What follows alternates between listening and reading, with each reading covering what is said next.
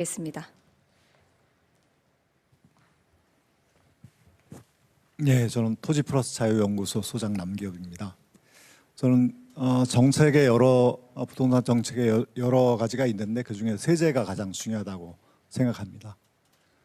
세제가 이제 시장의 유인 구조를 결정을 하니까 사회적으로 바람직한 행위에 대해서는 혜택을 주고 바람직하지 않은 행위에 대해서는 이제 디스인센티브를 주는 것이 세제니까 결국에는 부동산 투기가 노리는 불로소득을 잘 안 생기도록 세제를 단단하게 구축한다.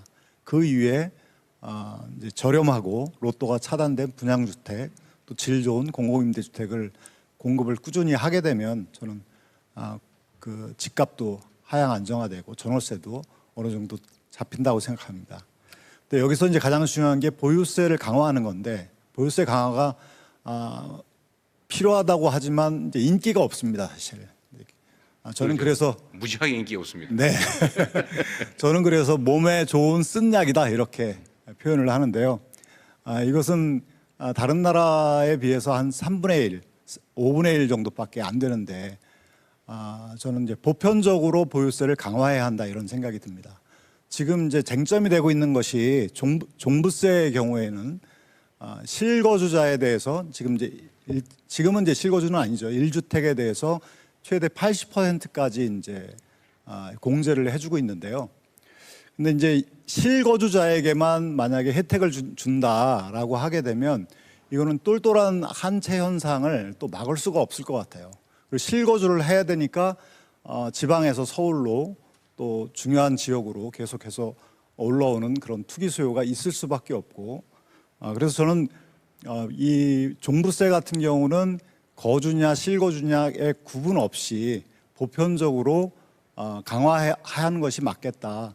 그리고 지금까지 이제 혜택을 주는 거를 축소 내지 폐지하는 것으로 그쪽으로 가는 게 맞고 이제 비싼 집을 보유하고 있는데 소득이 없는 사람에 대해서는 지금 과세 이연 제도가 있는데 그 제도를 좀 더 많이 이용할 수 있도록 안내를 해주고 좀 확장시켜 주는 것이 필요하다. 또 1주택에 대해서는 혜택을 주는 거는 양도세가 담당하는 것이 좋겠다 생각하고요. 여기 이제 실거주자에게 혜택을 지금 주고 있는데 혜택을 주더라도 근로소득세하고 형평성이 좀 맞아야 된다. 근로소득세하고 비교를 해보면 만약에 10년 거주했는데 10억의 양도 차익이 생겼다. 지금의 양도소득세를 내는 얼마 내냐면 평균 한 1,000만 원 냅니다. 그러니까 양도소득세 실효세율이 1%입니다. 근데 10년에 10억의 근로소득이 생겼다. 근로소득세가 2억 5천만 원 됩니다. 25% 됩니다. 그러니까 불로소득을 굉장히 우대한 거기 때문에 이것을 생각하면서 양도세도 혜택을 주는 것을 고려해야 된다. 저는 그렇게 말씀드리고 싶습니다. 네, 우리 남기엽 교수께서는 뭐 계속 그 주장을 세게 하고 계시죠. 하여튼 저도 사실 궁금해요. 이게 저도 그런 주장을 야인일 때 또 시장을 하고 있을 때 남기엽 선생 말씀 따라 한번 했다가 엄청 비난을 많이 받았는데 이게 현실이죠. 이게 어떤 세금의 부과 대상을 특정 부분에 대해서 부과한다고 하지만 또 다른 사람들은 나도 저기 대상이 될 수 있는데 지금 당장은 아니지만 난 또 저런 대상이 되는 게 내 꿈인데 거기다 세금을 올린단 말이야. 이렇게 저항이 확장되는 측면이 있더라고요. 어쨌든 제안은 감사하고 이 얘기는 하나 좀 전제로 하고 가면 좋을 것 같아요. 우리가 실거주 1주택이냐라고 할 때, 내가 잠깐 직장 때문에 잠깐 옮기는 거? 그거 어떡하라는 거냐? 아니, 애들 교육 때문에 잠깐, 이거 어쩌라는 거냐? 내가 입원해야 되는데 어쩌라는 거냐? 이런 지적들이 많잖아요. 그럴 때 안 살잖아요, 잠깐. 예를 들면 저 같은 경우는 청와대 공간에 있다 보니까 집이 비었는데, 그럼 너는 비거주용 아니냐? 실거주용 아니지 않냐? 이런 지적이 있지 않습니까? 그래서 이거를 제가 지금 우리가 좀 공유를 하자는 취지인데, 앞으로는 좀 용어를 좀 바꾸자고 했어요. 제가 저번에 우리 회의 때, 실거주라고 하지 말고, 거주용이라고 하자. 그러니까 나 거주용으로 가지고 있는데 잠깐 다른 사정 때문에 잠깐은 비거주하지만 이거 거주용이다.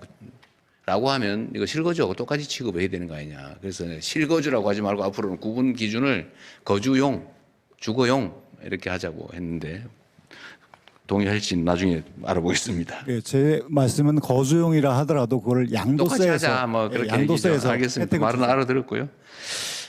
어쨌든 앞으로 우리가 정책 결정이나 표현을 할 때 그렇게 하겠다 그런 말씀입니다. 네, 그러니까 계속해서 잠깐 못 살더라도 용도가 원래 그러면은 똑같이 취급하자 그런 거였어요. 네, 계속해서 의견 듣겠고요. 저기 흰색 셔츠 입은 여성분 계시거든요. 카메라 뒤쪽에 네, 가운데에 계시는데 마이크 전해드리겠습니다. 만나뵙게 돼서 영광입니다. 네, 저는 지방국립대학교 3학년에 재학 중인 이지우라고 합니다. 학생이시군요. 네네. 네, 저는 이 기회를 통해 성실하게 일하고 저축하는 사람이 오히려 손해를 보는 불공정한 구조에 대해서 말씀드리고 싶습니다. 우선 서울에 부모님의 집이 있는 청년과 지방에서 올라와 취업을 준비하는 청년은 출발선부터 다릅니다. 고소득자분들이 서울 부동산을 소유했다마는 이유만으로 막대한 불로소득을 얻는 동안 정직하게 땀 흘려 일하는 청년들은 상대적 박탈감과 미래에 대한 불안에 시달리고 있습니다. 이에 저는 국가에서 개입하여 종부세 강화와 양도 차익 환수를 통해 불로소득을 억제하고 여기서 확보된 재원을 지방의 인프라와 주거 복지로 선순환되게끔 하는 구조가 필요하다고 생각합니다. 또 지방 소멸과 인구 감소를 막기 위해 지방의 일자리가 필수적이지만 단순히 기업이나 공공기관을 옮기는 것으로는 한계가 크게 있습니다. 기존 혁신 도시들처럼 일자리만 있고 교통, 의료, 문화, 인프라가 부족하면 통근 버스 등과 같이 인구들은 다시 수도권으로 빠져나가게 되기 때문입니다. 따라서 저는 지방 청년들이 지역에 정착하기 위해서는 대중교통 이용이 편리하고 인프라가 갖춰진 거점 지역에 공공임대 및 공공분양주택 집중 공급, 또 지방산모응급실 뺑뺑이로 대표되는 의료 공백 해소, 지방 국립대 집중 투자를 통한 지역 인재 육성이 필요하다고 생각이 드는데요. 이 중에서 가장 현실성 있고 실현 가능한 것은 지방 국립대 집중 투자라고 생각을 합니다. 지방의 합계 출산율이 또 높기 때문에 서울 집값 공공행진과 지방의 인프라 붕괴는 출산율 저하와 인구 감소란 나비 효과로 돌아오고도 있습니다. 다양한 학문을 지키고 전국 인재를 유인할 수 있도록 지방 국립대에도 대대적인 재정 지원을 부탁드립니다. 대통령님께서도 추진해 주시고 계시는 S10 사업에서도요. S10의 이름을 올리려는 그런 주요 지방 거점 국립대들도 분명 있지만 그 외에 좀 규모가 작아서 지정 지원을 받기 좀 어려운 국립대들도 많이 있습니다. 이런 지방 국립대학교의 지원은 지역의 청년 정지율을 높이고 지역 인재를 양성할 수 있습니다. 이런 문화 인프라도 인구가 모여야 형성이 되는 것이기 때문에 이런 지방 국립대에 지원을 해주신다면은 아무래도 자연스럽게 형성이 되지 않을까 기대가 됩니다. 마무리하면서 청년들이 거주하는 지역과 관계없이 근로소득만으로 미래를 계획하고 안심하고 아이를 낳아 키울 수 있는 사회가 될 수 있도록 주거복지, 종부세 강화, 그리고 지방국립대의 대대적인 지원을 부탁드리겠습니다. 감사합니다. 갑자기 박수 치고 싶어졌죠. 네. 다 맞는 말씀이십니다. 제가 하고 싶은 일인데 그래서 노력하겠고요. 관련해서 한 말씀을 좀 드리면 하여튼 우리 대한민국에 이런 문제가 있는데 이 많은 문제들의 가장 큰 뿌리는 사실은 수도권 집중입니다.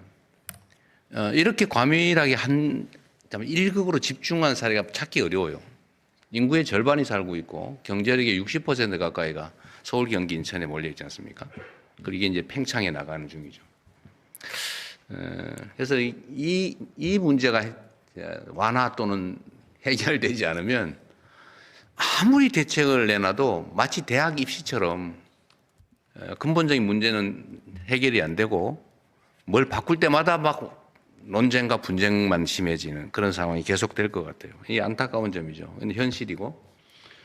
그러나 손 놓고 있을 수는 없어서 이제 우리 이번 정부 들어서서는 하여튼 지방 분산 또는 새로운 성장 거점 이걸 만들기 위해서 총력을 다하고 있습니다. 말씀하신 대로 할 거예요. 근데 이게 이제 시간이 좀 필요하겠죠. 엄청난 투자도 필요하고 또 국민들의 공감도 필요할 겁니다. 그래서 예를 들면 지방에 지금 산업 거점들을 새롭게 지금 구축하는 역사적인 과업이라고 그럴까? 이걸 시작하고 있는데 어쨌든 거기는 여러 가지가 있죠. 뭐 산업 유치도 하고 기반 시설도 확보하고 정주 여건 중에 뭐 의료 여건, 교육 여건 또는 인재 양성 여건 또는 뭐 문화, 의료 뭐 등등을 다 최대한 채워줘야 됩니다. 그리고 이제 이걸 하기 위해서는 여러 가지 좀 우리가 현실적으로 할 수 있는 게 있죠. 뭐 재정 투자라는 건 너무 당연하고 또 공공기관이나 뭐 여기를 대대적으로 이전하는 사업도 곧 하게 될 테고요. 다행히 최근에 대한민국이 우리 국민들의 노력으로 어쨌든 정말 절호의 기회를 갖게 됐습니다. 이게 어쨌든 반도체 관련 산업들의 화력으로 이제 초과 세수가 어느 정도 생기게 됐는데 이제 이걸 이제 지방의 또는 청년의 교육에 뭐 미래에 집중 투자하기로 했거든요. 이제 거기에 다 지금 말씀하신 다 해당이 돼요. 그래서 이 수도권 집중을 좀 완화하면서 지방에 새로운 기회를 만들면 효율성은 매우 높다라는 생각이 듭니다. 최근에도 지방의 고용률이 엄청 올랐거든요. 수도권은 거의 정체가 됐는데 지방은 고용률이 많이 올랐습니다. 이게 뭐 처음 있는 일인데 여러분은 잘 느끼지 못하시면 조금씩의 변화에 싹은 트고 있다 말씀을 드리고요. 하여튼 주택 문제도 수도권 집중 완화와密接한 관련이 있습니다. 그 말씀은 잘 저희가 참고하도록 할게요. 네, 댓글 잠깐 소개해드리면 사심을 하나 좀 발휘해도 되겠습니까? 이광수 선생 저걸 많이 보는데 다음에 이광수 선생 한번 지적 한번 해주세요.